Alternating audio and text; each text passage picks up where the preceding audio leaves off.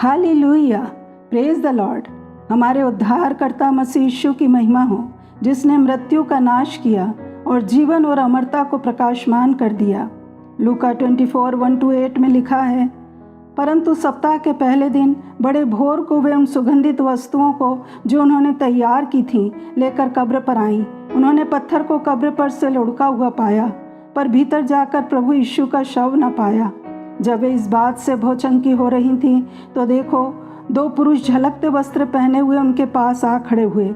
उन्होंने उनसे कहा, तुम जीवते को मरे हुओं में क्यों ढूंढती हो? वह या नहीं, परंतु जी उठा है। स्मरण करो कि उसने गलील में रहते हुए तुमसे कहा था, अवश्य है कि मनुष्य का पुत्र पापियों के हाथ में पकड़वाया जाए और क्रूस पर चढ़ाया जाए और तीसरे दिन जी उठे। तब उसकी बातें उनको स्मरण आईं। खाली कब्र जीवन, आशा और प्रेम का प्रतीक है, जो मसीह के पुनरुत्थान को दर्शाता है। ये दर्शाता है कि मृत्यु यीशु पर अधिकार नहीं रख सकी और उसका बलिदान मनुष्यों के पापों के लिए है, जिससे उन्हें क्षमा और अनंत जीवन मिलता है। खाली कब्र वो खुशखबरी है जो हमें मृत्यु के बाद मसीह के प्रेम में रहने का वादा करती है। क्रूस पर यीशु की मृत्यु हमारे पापों के लिए प्रायश्चित के रूप में थी और क्रूस इसका प्रतीक है। जब हम क्रूस देखते हैं तो हमें याद आता है कि यीशु ने हमारे लिए क्या किया। उसी तरह खाली कब्र पुनरुत्थान का प्रतीक है। जब हम खाली कब्र को देखते हैं तो यह हमें यीशु के पुनरुत्थान, रिजरेक्शन ऑफ जीसस क्राइस्ट की ओर इशारा करता है और हमारे अपने आने वाले पुनरुत्थान की ओर भी। यह मृत्यु पर विजय का प्रतीक है। यीशु अब क्रूस पर नहीं हैं, वे मरे हुए नहीं हैं, वे कब्र में नहीं हैं, वे जी उठे हैं। जैसा 1 कुरिन्थियों 15:3-11 में प्रेरित पौलुस कहते हैं, इसी कारण मैंने सबसे पहले तुम्हें वही बात पहुंचा दी जो मुझे पहुंची थी, कि पवित्र शास्त्र के वचन के अनुसार यीशु मसीह हमारे पापों के लिए मर गया और गाड़ा गया और पवित्र शास्त्र के अनुसार तीसरे दिन जी भी उठा।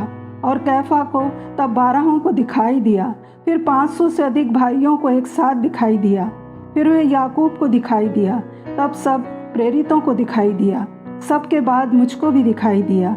इसलिए चाहे मैं हूँ चाहे वे हों, हम यही प्रचार करते हैं और इसी पर तुमने विश्वास भी किया। खाली कब्र दर्शाती है कि मृत्यु यात्रा का अंत नहीं है, अभी बहुत कुछ आना बाकी है। यह परमेश्वर की इच्छा को प्रकट करती है कि वे मनुष्यों को बचाने के लिए तैयार हैं। यीशु उस कब्र से बाहर आए ताकि हम धार्मिक आशा में चल सकें, जब तक कि उनसे आमने सामने ना मिलें। जब यीशु मरे हुओं में से जी उठे और खाली कब्र को पीछे छोड़ गए तो उन्होंने मृत्यु पर अपनी शक्ति का प्रदर्शन किया और उन सभी को अनंत जीवन का उपहार दिया जो उन पर विश्वास करते हैं। विश्वासियों के रूप में हमारा अंतिम भाग्य कब्र नहीं है। हमारा भाग्य हमारे प्रेमपूर्ण और शक्तिशाली सामर्थ्य परमेश्वर के हाथ में है।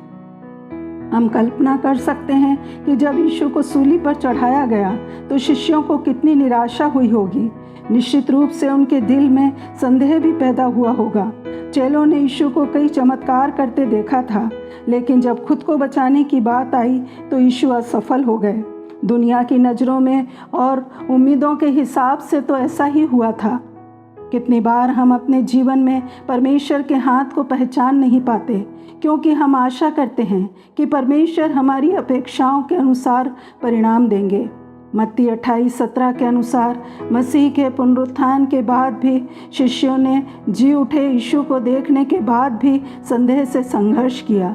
परमेश्वर ने फिर भी हरेक के विश्वास को बहाल किया और उन्हें अपने राज्य के लिए शक्तिशाली रूप से इस्तेमाल किया।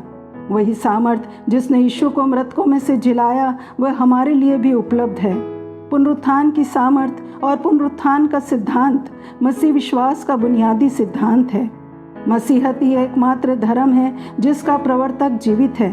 संसार में बहुत सारे महान लोग हुए, ज्ञानी हुए, लेकिन उनमें से कोई भी मरने के बाद फिर से अपने शरीर के साथ जिंदा नहीं हुए हैं। पुनरुत्थान के द्वारा स्थापित मसीहत अन्य सब धर्मों के बीच महत्वपूर्ण भिन्नता को परिभाषित करती है। किसी भी अन्य धर्मगुरु ने कभी भी अपनी मृत्यु और पुनरुत्थान की भविष्यवाणी को पूरा नहीं किया है, जैसा मत्ती 16:21 के अनुसार यीशु ने पूरा किया। उस समय से यीशु अपने चेलों को बताने लगा, अवश्य है कि मैं यरूशलेम को जाऊं और पुरनियों और प्रधान याजकों और शास्त्रियों के हाथ से बहुत दुख उठाऊं और मार डाला जाऊं और तीसरे दिन जी उठूं। यीशु का पुनरुत्थान इतिहास में पहली बार घटित हुई ऐसी घटना थी कि कोई व्यक्ति मृतकों में से जी उठा था और फिर कभी नहीं मरा। यीशु ने एक बार और सदैव के लिए मृत्यु को पराजित कर दिया था।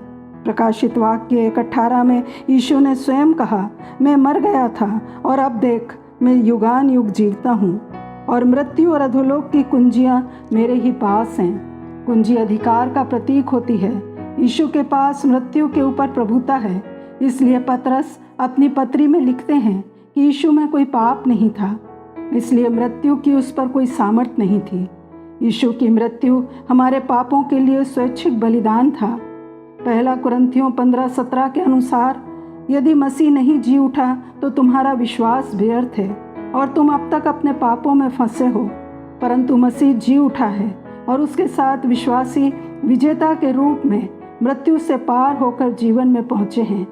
मसीह विश्वासी जो सो गए हैं वैसे ही पुनर्जीवित हो जाएंगे, जैसा यीशु ने प्रतिज्ञा की, मैं जीवित हूँ, तुम भी जीवित रहोगे। यूहन्ना 11:25 और 26 में यीशु ने कहा, पुनरुत्थान और जीवन मैं हूँ, जो कोई मुझ पर विश्वास करता है वह यदि मर भी जाए तो भी जिएगा, और जो कोई जीवित है और मुझ पर विश्वास करता है वह अनंत काल तक न मरेगा।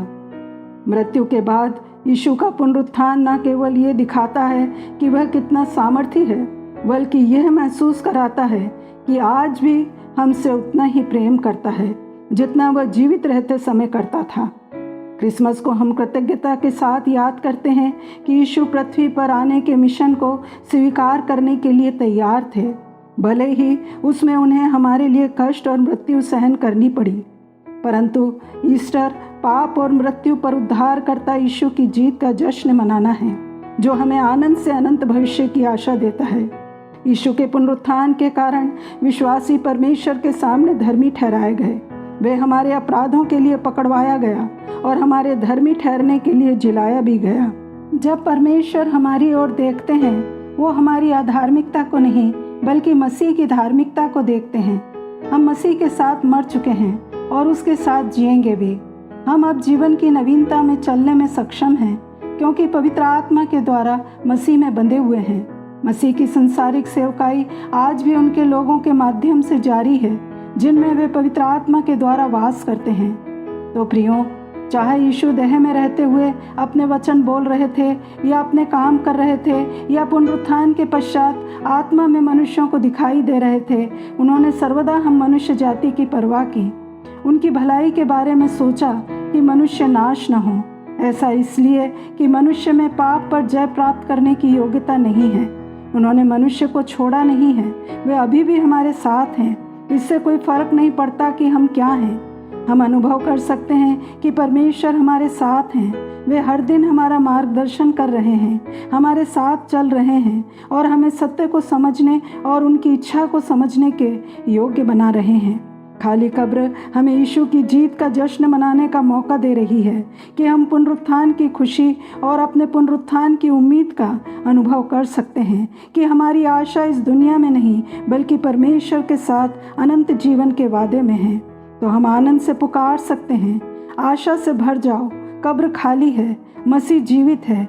आनंद से भरकर कहें, यीशु मसीह के नाम में आमीन।